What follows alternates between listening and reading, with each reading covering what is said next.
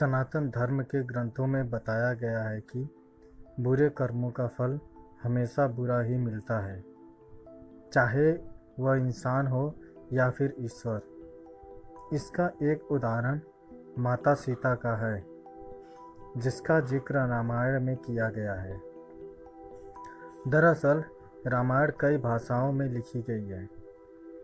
अलग अलग रामायण में कई तरह की दंत कथाएं मिलती हैं, जिनसे कई लोग परिचित नहीं हैं। इस कथा के अनुसार माता सीता को एक तोते का शाप मिला था, जिसकी वजह से उनको भगवान राम से अलग रहना पड़ा। पहले माता सीता को वनवास के दौरान रावण अपहरण कर लेता है और उसका वध करने के बाद माता सीता के साथ भगवान राम की अयोध्या में वापसी होती है। फिर धोबी की वजह से माता सीता को अलग रहना पड़ता है। हम सबके मन में यह सवाल उठता है कि राम तो भगवान हैं, फिर वह अपनी पत्नी से अलग क्यों रह रहे हैं। आइए जानते हैं इससे जुड़ी एक कहानी के बारे में। कथा के अनुसार माता सीता बाल्यावस्था में अपनी सहेलियों के साथ बगीचे में खेल रही थी। वहीं बगीचे में एक तोते का जोड़ा पेड़ पर बैठा था। तोते का जोड़ा भगवान राम और माता सीता के बारे में बातें कर रहा था। उनकी बातों को सुनकर माता सीता का ध्यान उन पर गया। मादा तोता बोल रही थी कि अयोध्या के राजकुमार राम काफ़ी प्रतापी राजा होंगे, उनसे माता सीता का विवाह होगा। तोते के मुख से भावी पति का नाम सुनकर माता सीता अचंभित हो गई। उन्होंने अपने बारे में और जानने की इच्छा जागृत हुई, इसलिए उन्होंने अपनी सखियों से कहकर दोनों पक्षियों को पकड़ लिया। फिर उन दोनों को पुचकार कर पूछा कि भविष्य के बारे में इतना ज्ञान कहाँ से प्राप्त हुआ।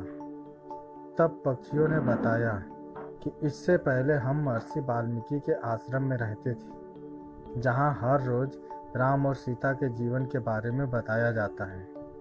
इसलिए उनको दोनों के बारे में हर चीज़ कंठस्थ याद हो गई है।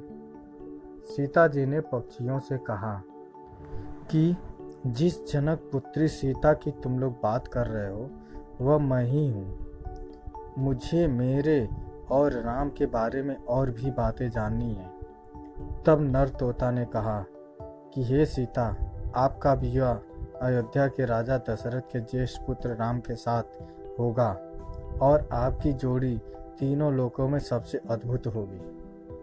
सीता जी सवाल पूछती रहीं और दोनों तोते जवाब देते रहे।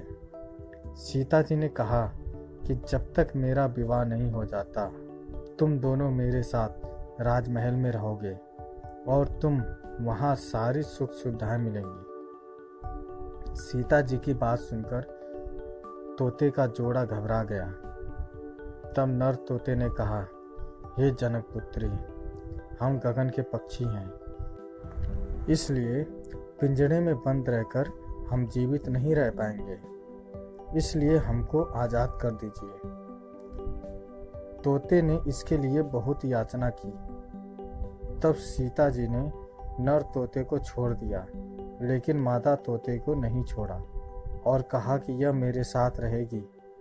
नर तोते ने कहा कि मेरी पत्नी गर्भवती है, इसलिए ऐसे समय पर उसको जाने दें। हम दोनों एक दूसरे का वियोग सहन नहीं कर सकते, इसलिए आप मेरी पत्नी को जाने दें। लेकिन सीता जी ने उसकी एक न सुनी। इस पर मादा तोते को बहुत गुस्सा आया और शाप दिया कि जिस तरह तुमने गर्भावस्था में मेरे पति और मुझको अलग कर दिया है, वैसे ही गर्भावस्था के दौरान तुमको भी पति वियोग सहना पड़ेगा। इतना कहते ही मादा तोते ने अपने प्राण त्याग दिए। मादा तोते के प्राण त्यागने के कुछ समय बाद नर तोते के पत्नी वियोग में प्राण चले गए। इससे माता सीता को बहुत दुख हुआ, लेकिन तब तक बहुत देर हो चुकी थी। बताया जाता है कि अगले जन्म में तोता वही धोबी था जिसने माता सीता के चरित्र पर उंगली उठाई थी, जिसके बाद भगवान राम ने सीता का गर्भावस्था के दौरान त्याग कर दिया। तब माता सीता महर्षि वाल्मीकि के आश्रम पहुंची और वहां उन्होंने लव कुश को जन्म दिया। दोस्तों, आपको ये कहानी कैसी लगी हमें कमेंट करके ज़रूर बताएं। अगर अच्छी लगी तो शेयर करें, सब्सक्राइब करें और लाइक करें। धन्यवाद।